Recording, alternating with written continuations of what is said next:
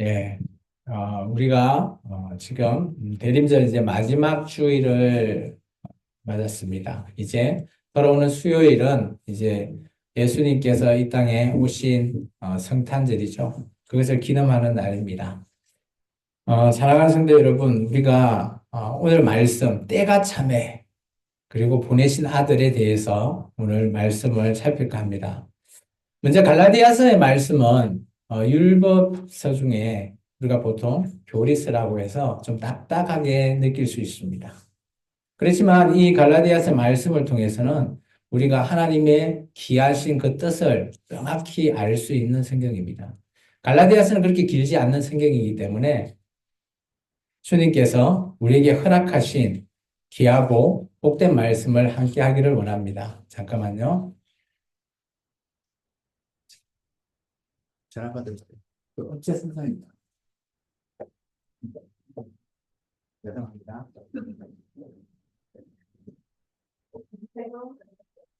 아, 지금 저희가 3층 2층짜리라서 업체를 좀 풀렸거든요. 아까 1시에 온다고 했는데 지금 왔나 봐요. 양해를 바랍니다. 오늘 본문은 하나님이 정하신 때에 그의 아들 예수 그리스도를 이 땅에 보내신 이유, 그리고 그 결과에 대해서 설명하고 있습니다. 딱 한 줄이죠. 바울은 이 본문을 통해서 하나님의 구원의 계획이 어떻게 이루어졌는지를 우리에게 알려줍니다. 하나님께서 그의 아들을 보내실 때 정확하게 정하셨다라는 겁니다. 그리고 때가 찬다라고 하는 표현을 통해서 하나님의 그 계획이 이루어지는 순간을 의미하고 있습니다. 하나님께서는 인간의 구원을 오래전부터 계획하셨고요. 또 그 계획을 완성하는 순간에 또 예수님을 이 땅에 보내셨습니다. 예수님의 탄생은 우연적인 사건은 아닙니다. 하나님의 철저한 계획과 섭리가 담겨져 있습니다. 예수님이 이 땅에 여자에게 나셨고 또 율법 아래 났다라고 하셨습니다. 이는 예수님께서 우리와 동일한 인간으로서 몸을 입고 이 땅에 오심을 의미합니다. 예수님은 우리의 연약함을 이해하시고 또 우리의 죄 대신에 십자가에서 죽으셨습니다. 하나님께서는 그의 아들을 통해서 우리를 구원하시기 위해 이 모든 것들을 계획하셨다라는 겁니다.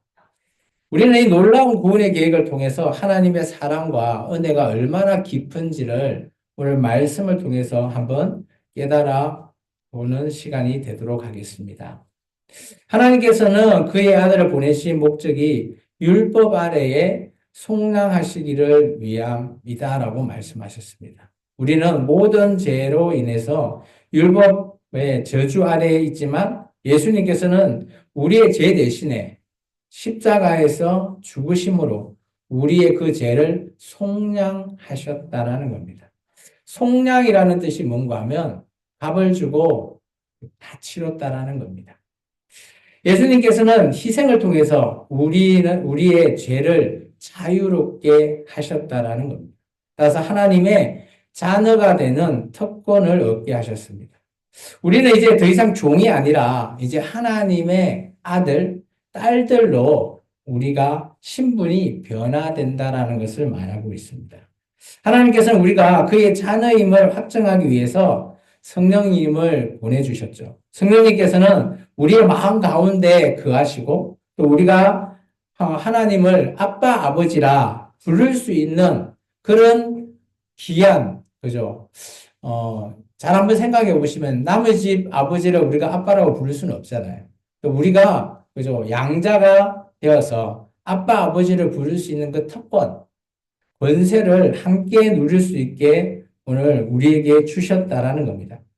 오늘 본문을 통해서 우리가 하나님의 구원의 계획과 그 사랑에 대한 정말 깊은 묵상을 말씀을 통해서 한번 살펴볼까 합니다.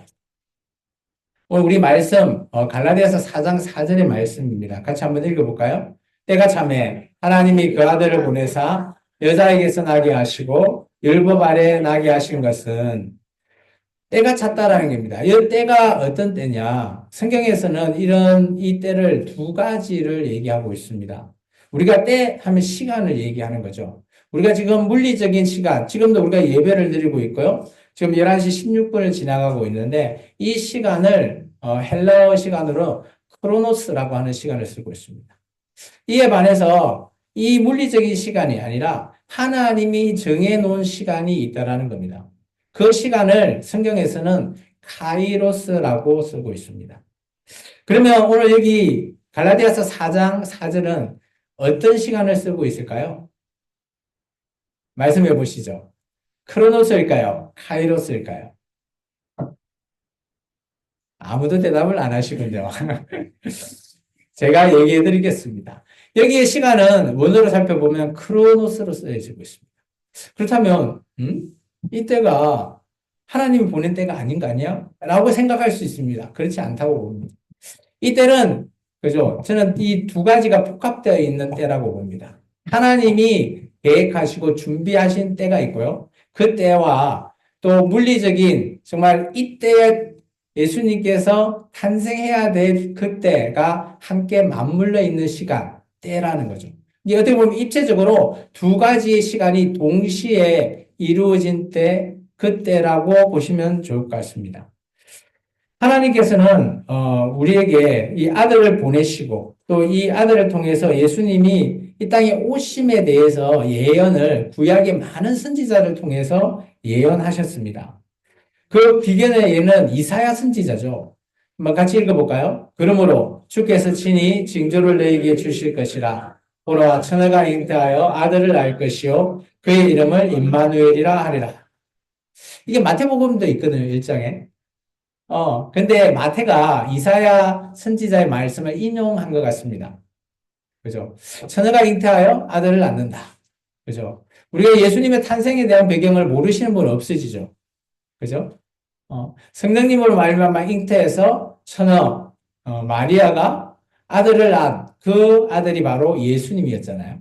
그죠? 근데 이 이사야서 7장은 그런 예수님을 향한 물론 우리가 이 부분을 그죠? 예조라고 할 수도 있는데 저는 이사야 7장의 말씀은 물론 이 징조를 나타내게 한다는데 이 역사적인 사건을 먼저 좀 알고 계셔야 됩니다. 이사야 7장은 아하스라고 하는 그 당시 남유다 왕이 있습니다. 근데 북이스라엘과 아람 나라가 남나라들을 치러 내려왔을 때 그때 이 아하스 왕이 어떻게 해야 될지 모르고 있을 때 이사야 선지자가 와서 얘기합니다. 하나님이 너가 도와주실 거다. 나 아무것도 하지 마라.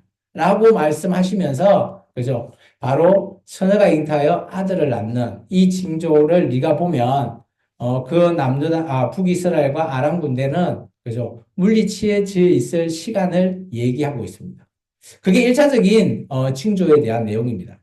그리고 오늘 이것이 예수님의 징조를 또 포함하고 있죠.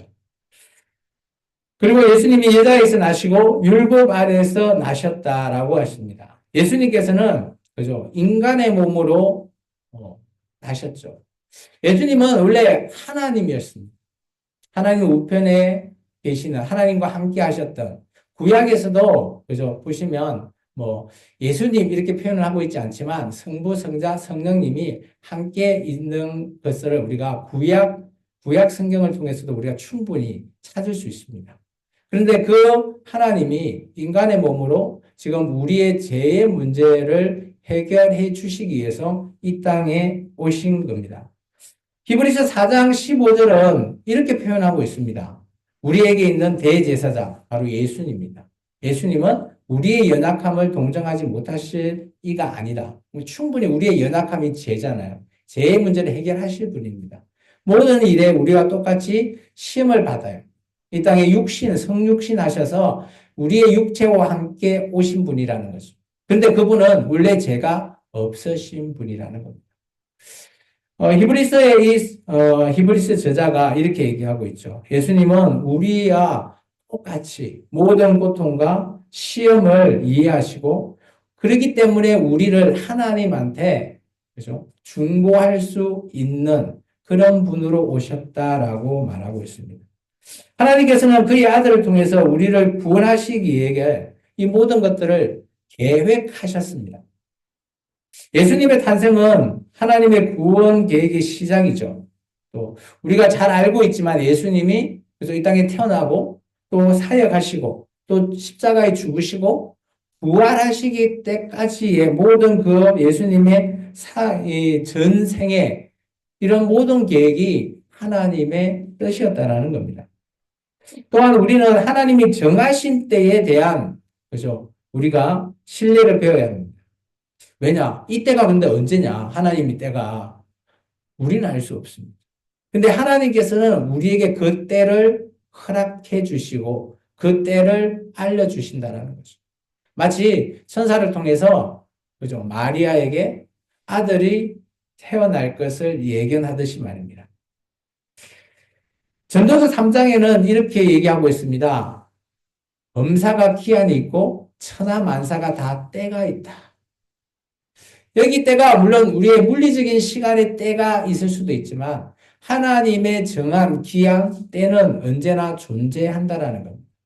여러분이 계획하고 여러분이 나는 이렇게 언제 뭘 해야지라고 계획해서 그것을 이루는 때가 있죠.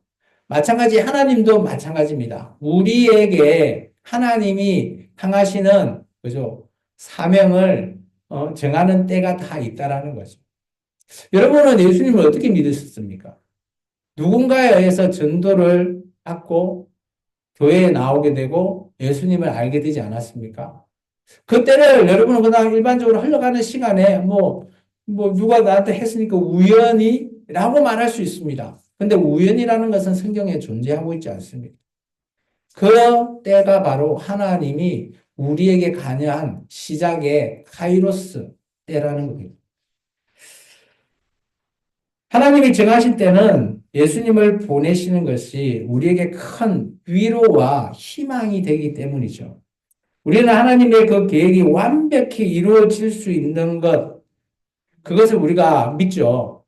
그래서 이 땅에 예수님이 오셨고 또 예수님이 부활 승천한 이후에 다시 이 땅에 재림하실 걸 우리가 기다리고 있습니다. 그의 사랑과 은혜를 우리는 신뢰해야 되죠. 그게 바로 믿음이라고 저는 봅니다.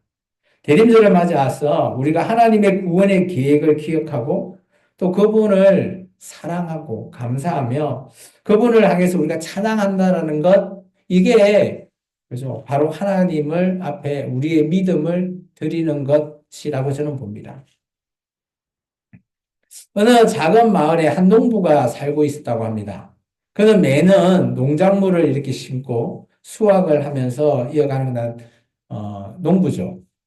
어느 해에는 농부가 특별히 좋은 씨앗을 구하게 되어서 참 기뻤다고 해요. 그런데 이제 그것을 밭에 심었습니다.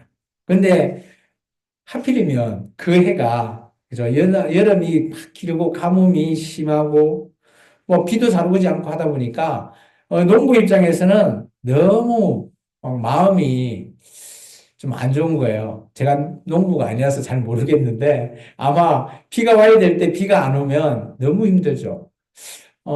제 강주도 한 2년 전인가요? 그때 비가 안 와가지고 매일 막 그 톡으로 물이 얼마나 많네. 이거 혹시 받은 거 기억나시죠?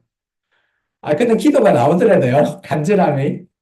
얼마나 이 농부가 그 간절히 비를 기다렸겠습니까? 시간이 지나도 그런데 비가 오지 않는 겁니다.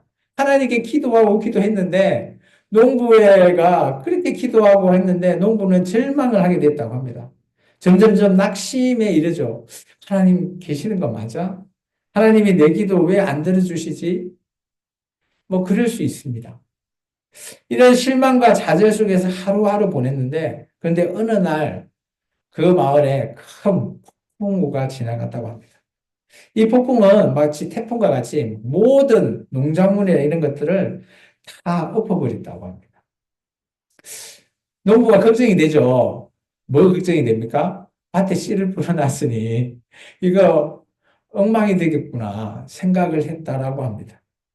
그런데 그 농부가 밭에 나가봤습니다. 그 폭풍우가 지나고 나서 나가봤는데 놀랍게 그 밭에 그 씨가 푸르고 건강하게 자라기 시작한 것이 보였다라는 거죠. 제가 집사님 집에 가서 봤을 때 그때 막 그 도라지 씨 뿌리고 나왔다고 하는데 제 눈에는 안 보이더라고요. 근데 자세히 가서 보니까 정말 쬐끈한 이게 탁 튀어나오는 그거를 아마 인원부가 본 것 같아요. 그래서 이 농부가 깨달았습니다. 아, 하나님께서는 내가 기도를 해도 그 때가 되지 않아서 응답하지 않으셨구나. 하나님께서는 이렇게 더 좋은 것, 그리고 자기가 생각하는 막 이 모든 밭을 이렇게 헤어서 좋은 영양분을 끌어서 주기 위해서 하셨구나라고 이 농부는 생각했다고 합니다. 그렇습니다. 우리가 하나님이 정하신 때, 그 때가 하나님 입장에서는 완벽한 때입니다. 근데 우리 입장에서는 그때가 언제인지 알 수가 없는 거죠. 그래서 조마조마합니다. 또 언제 올지 낙담도 하는 거죠. 우리 인생도 마찬가지입니다. 하나님이 계획하신 때가 있고요. 그 때 속에 우리가 그 길을 살고 있는 우리는 그 하나님의 계획의 때를 순종하며 간다라는 것은 이렇게 큰, 긴 인내의 시간도 필요하고요. 또 하나님의 그 기도 속에서 얼마나 하나님이 일하고 계시는지를 그 결과로서 또 보여주시니까 또 그게 너무 감격하는 또 그 때를 또 우리가 만날 수가 있다라는 겁니다. 두 번째는 하나님께서는 그죠? 우리를 구속하셨고 우리를 하나님의 아들, 양자로 삼아 주셨다라고 말하고 있습니다. 갈라디아서 4장 5절입니다. 같이 읽겠습니다. 율법 아래에 있는 자들은 예수님을 이 땅에 보내신 두 번째 이유입니다. 우리를 죄에서 속량하시는 그것이 바로 두 번째 이유입니다. 속량이라는 것은 아까 제가 좀 얘기해드렸지만 그 당시 노예를 그죠 값을 치러서 자유롭게 풀어주는 그런 일입니다. 우리는 모든 죄에서 율법 아래 아마 우리는 법 아래 있잖아요. 지금도 대한민국 법 아래 있고요. 또 성경을 믿으시는 분은 또 율법에 대해서 예수님이 율법을 폐한 게 아니라 완성하러 오셨으니까 우리가 율법의 말씀을 지키려고 노력하셔야 되죠. 그렇기 때문에 예수님도 마찬가지 인간의 몸으로 또 율법 아래에 계신 분입니다. 근데 율법으로서는 이 죄를 해결할 수가 없어요. 근데 오직 예수님으로 말미암아 이 죄를 속량할 수 있다라는 겁니다. 율법은 우리를 죄를 드러내고 아 이게 죄구나라고 하는 그것을 깨닫게 해주는 순기능을 가지고 있습니다. 로마서 3장 20절에 이렇게 얘기하고 있습니다. 율법의 행위로 그의 앞에 어렵다 하심을 얻은 육체가 없다. 율법은 단순히 우리를 죄를 깨닫게 해주는 거다. 그러면 내가 죄를 짓고 있다, 아니다라는 것을 알 수 있는 게 율법을 알지 못하면 알 수 없다라는 거예요. 오늘 여러분이 대한민국 뭐 법을 지키잖아요. 운전을 하시면서 도로교통법 지키시죠. 근데 다 알아요? 우리 노 집사님 우리 운전하시니까 도로교통법 다 아세요? 자격증 딸 때만 열심히 공부해서 알고 지금 다 까먹으셨죠? 그렇죠. 법이라는 게 그렇습니다. 다 지킬 수 있을까라고 할 수 있습니다. 어마어마하죠. 다 까먹을 수 있죠. 그런데 우리가 이걸 하다 보면, 아, 이거 하면 안 돼. 위반이야. 그죠? 운전하다가, 그래서 신호가 노란불에서 이렇게 딱 바뀔 때 갈까 말까 고민 많이 하시죠? 얼른 지나가야 돼. 아니면 파란불에서 멈춰야 되나? 엄청 고민이 되죠. 왜 고민이 될까요? 아, 가다가 빨간불 되면 이 위반이라는 걸 깨닫고 있기 때문에 우리가 그걸 안다는 거예요. 마찬가지로 율법이라는 게 그런 거예요. 우리가 죄를 짓고 있는 것을 알게 해주는 그런 기능입니다. 그렇다고 우리가 그걸 위반했을 때, 그죠? 어떻게 해요? 걸리면, 뭐 카메라에 찍히면 범칙금 내야 되잖아요. 해결될 수 있는 게 없습니다. 그죠? 이게 율법이라는 것은 마찬가지예요. 해결의 시점이 아니라 우리를 깨닫게 하고 알게 해준다라는 거죠. 그럼 어떻게 해결할 수 있을까요? 뭐, 도로교통법을 어기면 돈을 내서 해결을 하면 뭐 쉽게 할 수는 있죠. 그런데 우리의 죄의 문제는 어떻게 해결할 수 있을까요? 돈으로 해결할 수 있을까요? 할 수 있는 게 없습니다. 오직 예수 그리스도로 말미암아 우리가 해결받을 수밖에 없다라는 겁니다. 그래서 갈라디아서 3장 13절에 이렇게 얘기하고 있죠. 같이 한번 읽을까요?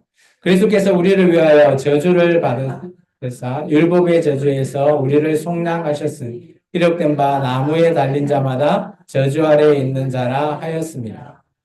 이 나무에 달린 자라는 게 뭔 의미인가 하면 레위기서에 있거든요.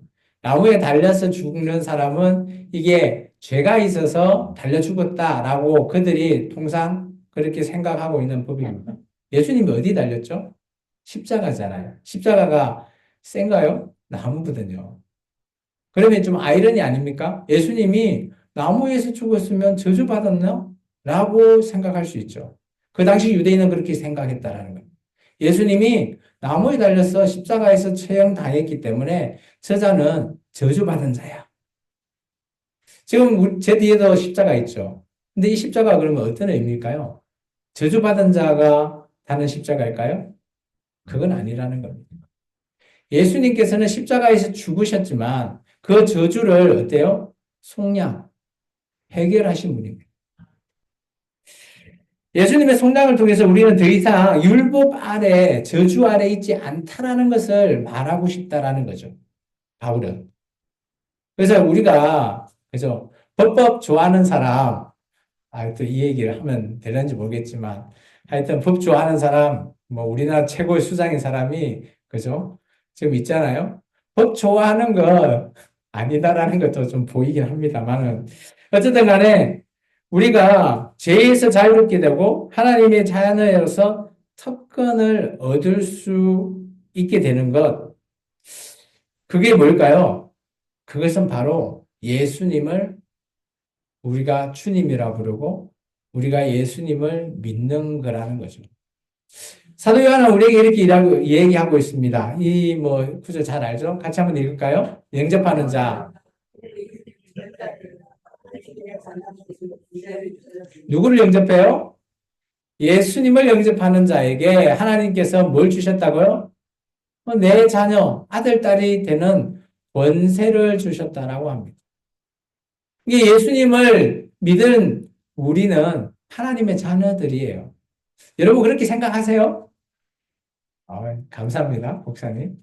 웃고 계시는 분은 내가 하나님의 자녀인 건 같은데 자녀가 맞나? 고민이 되시는 분들인가요? 그런가요? 하나님의 자녀가 된다라는 것을 제가 잠깐 소개해 드릴게요. 여러분은 생각을 많이 해보지 않으신 분도 계실 거니까요. 하나님의 자녀가 된다는 것은 우리의 신분, 또 우리의 정체성이 완전히 바뀐다라는 걸 말하는 겁니다. 우리는 더 이상 죄의 종이 아니라 하나님의 아들과 딸의 신분으로 우리가 살아가는 겁니다. 이는 우리가 하나님의 사랑과 은혜를 누릴 수 있는 자격을 얻게 되었다라는 것을 말하고 있습니다. 얻게 되었다라고 제가 얘기했습니다. 하나님의 자격을 얻은 겁니다. 법적으로 또한 우리의 믿음을 통해서 얻게 되었다라는 겁니다. 얻게 된 거라고 내가 얻어서 살아가는 것은 또 다른 측면입니다. 그래서 오해할 수 있어서 제가 이 말을 정확하게 지금 얘기하고 있습니다. 우리의 이 자녀의 상속, 여러분이 예수님 믿었다고 그냥 예수님이 그래 너 내 자녀야 말로만 하셨을까요? 로마서 한번 봐볼까요? 같이 한번 읽어보겠습니다. 성령이 친히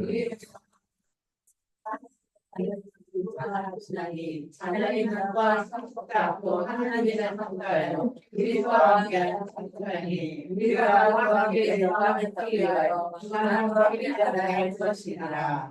어때요?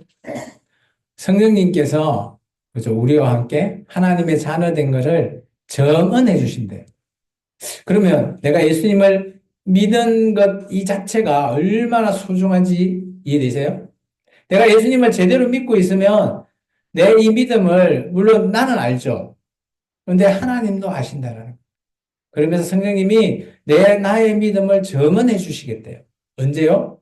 나중에 요한계시를 가보면 백보자 심판대 앞에서 우리를 생명책과 뭐 다른 책을 내놓고 탁 우리 혹시 재판 법정 가본 적 있으십니까? 가면 막 얘기 보면서 얘기하잖아요, 입잖아요. 그럴 때 누군가가 우리의 변호사인 성령님이 정언해 주신다. 아, 이 사람은 예수님 제대로 믿었습니다. 누구 성도는 제대로 믿었습니다. 이렇게 해 주신대요.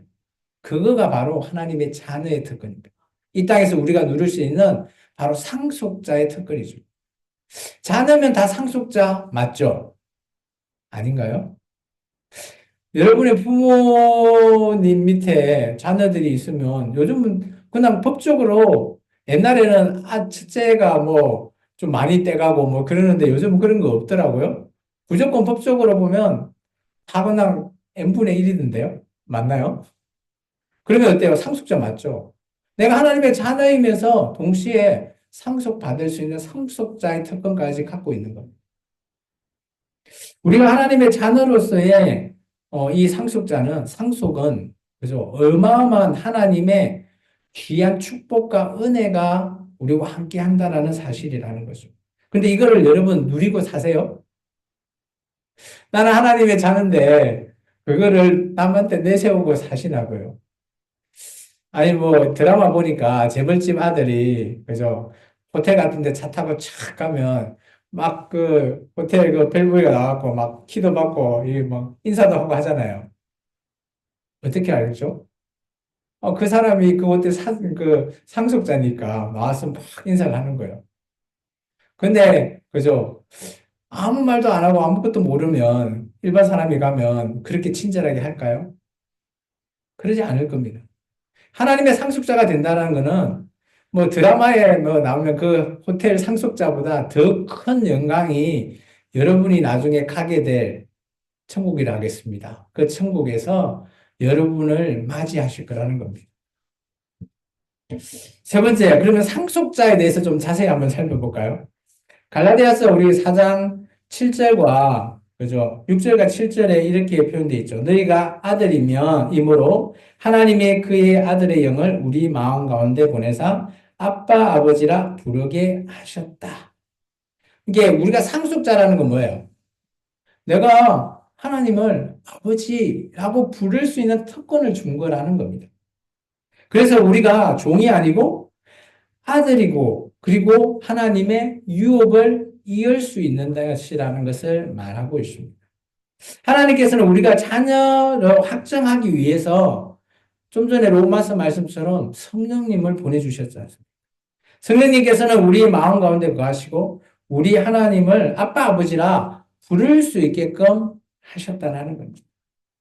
성령님께서 우리 마음에 거하신다는 것, 이것 자체가 우리가 하나님의 자녀로서 우리의 정체성을 드러내기를 원하신다는 겁니다. 로마서, 그 15절, 이게 15절을 좀 빠졌는데요. 15절을 한번 읽어보면, 너희는 다시 무서워하는 종의 영을 받지 아니하고 양자의 영을 받았다. 이 양자라는 의미 이해되시죠? 양자. 뭐 혈육의 관계가 아니라, 그죠? 우리, 이 양자는 뭔가 하면, 그죠? 우리가 하나님과의 믿음의 관계에 자녀가 되는 겁니다. 그로 말미암아 우리가 하나님을 아빠, 아버지라 부른다. 뭐 성경에 아빠 해놓으니까 좀 우스운가요? 우리가 기도할 때 하나님한테 아버지라고 부르지 않나요? 아빠라고 부른 적 있나요? 뭐 부를 수도 있습니다. 저도 부른 적 있어요. 좀 정겹지 않나요? 아빠 하면서 기도하면. 뭐라고요? 뭔 말 하셨죠? 하나님 아버지. 예. 감사합니다. 오늘 성령님께서 우리와 함께 하시고, 우리를 보호하시고, 우리를 정언까지 하신다라고 말하고 있죠. 이 모든 것을 요한복음은 이렇게 얘기하고 있습니다. 그죠? 왜냐, 우리에게, 또 다른 보혜사, 이게 이제 성령님을 얘기하는 거거든요. 한번 읽어볼까요? 좀 길죠? 내가 아버지께 구하겠으니 그가 또 다른 보혜사를 그는 진리의 변화라 세상은 이를 받지 못하나니 이는 그를 보지도 못하고 알지도 못합니다. 그러나 너희 그를 아니 그는 너희와 함께 하시며 또 너희 속에 계시리라. 요한은 우리 성령님을 이렇게 표현했어요. 우리 안에 계신다. 나와 늘 함께 계시는 분이 성령 하나님이라. 근데 이런 이제 성령님에 대한 표현은 바울의 표현과 뭐 요한의 표현이 좀 다를 수는 있어요. 근데 성령 하나님에 대한 이런 존재는 동일합니다. 근데 요한은 좀 더, 성령님은 나와 늘 함께 하시고 나 속에 계시는 분, 이렇게 표현을 했어요. 왜냐? 사도 요한에게는 성령 하나님이 이런 분이시라는 거죠. 예수님께서 보혜사, 파라클레토스, 또 다른, 그죠? 영을 주시겠다라고 하셨잖아요. 그래서 기다려라고 해서 오순절 마가의 다락방에서 기다려서 그때 성령을 받았거든요. 그 성령 하나님이 지금 2024년, 지금까지도 함께 교회와 함께 하십니다. 이 생명나무 교회, 라고 하면 이 건물을 생각하지 마십시오. 여러분 자신 한 명 한 명이 교회. 여러분에게 성령 하나님을 진리의 영을 보내주셨다라는 거예요. 그래서 우리가 죄를 짓는 행동을 하면 찔림이 있으시죠? 저는 이렇게 생각해요. 사도 요한의 이 말을 힌트 삼으면 내 안에 있는 양심을 찌르게 하시는 분, 그분은 나는 성령 하나님이다라고 봅니다. 왜냐하면 내 안에 계시니까. 아니, 내가 말을 안 들으면 찔려서라도 야, 좀 생각해봐 라는 거죠. 음, 그리고 에베소서 1장에는 사도 바울이 이렇게 좀 표현을 하죠. 그 안에 너희도 진리의 말씀 곧 너희의 구원의 복음을 듣고 그 안에서 또한 믿어 약속의 성령으로 인치심을 받았으니 이는 우리의 기업의 보정이 되사 그의 얻으신 것을 속량하시고 그의 영광을 찬송하게 하려 하심이라. 이 말만 딱 대놓으니까 이게 뭔 말이여 라죠. 지금 성령 하나님에 대해서 제가 잠깐 설명하는 거예요. 자, 바울의 견해는 이겁니다. 아까 사도 요한의 견해는 우리와 함께 하시고 우리 안에 계시는 그 찔러주는 그런 분으로 택했으다면 바울의 표현은 여기 기업 있잖아요. 이 기업이 어떤 기업을 얘기할까요? 여러분이 다니는 직장을 기업이라 하죠. 그죠? 근데 여기서 말하는 기업은 우리 한 명 한 명을 얘기하고 계십니다. 그래서 성령님께서는 우리 자체에 보정해 준다는 거예요. 보정이 뭔 뜻인 거 아시죠? 그래서 보정 잘못하면 패가 망한다라고 하는 그 보정입니다. 그만큼 성령님이 우리에게 보정, 정언하신다라는 거예요. 그러면서 우리가 예수님으로 말미암아 속량받았다라고 하는 그 증거를 우리에게 가르쳐 주신다라는 거예요. 자, 그러면 다시 한번 생각해 봅시다. 성령님은 우리를 어떻게 하신다고요? 우리를 돕는 분이시고요. 또 우리를 어떻게 하신다고요? 양심을 찌르게 하시는 분이고요. 또 어떻게 하신다고요? 내가, 저는 막 돈도 많이 없고 그런데, 저를 보정해 주시는 분이래요. 누군가 보정해 주면, 우리 마음껏 한번 할 수 있지 않나요? 세상에는 보정 쳐주면, 뭐, 건물도 짓고 하더라고요. 뭐, 사기를 안 당하면 좋은데, 그게 사기로 많이 가서 문제긴 한데, 어쨌든 성령 하나님이 우리를 보정해 주신다는 거예요. 그래서 저는 우리가 하나님의 그 자녀라는 것은 우리 한 명 한 명이 하나님에게 보정받는 사람이다. 라는 것을 말하고 싶습니다. 하나님의 상속자가 된다는 것은 우리가 하나님의 모든 축복, 은혜, 누려야 되는 거예요. 누리고 있습니까? 아무도 아멘을 안 하시네.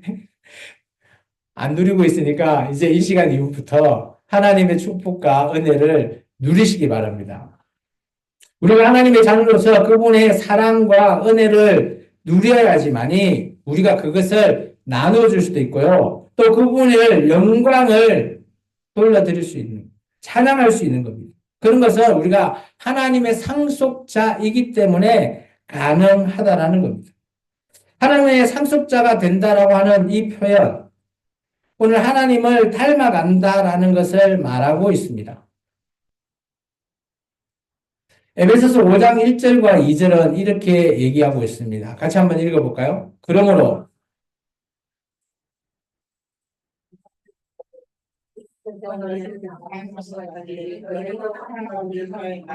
이를 위하여 시들을 자라 이로운 잼과 생명물로 하나님께 드리자니라. 자, 여러분, 하나님의 사랑받는 자는 맞습니까?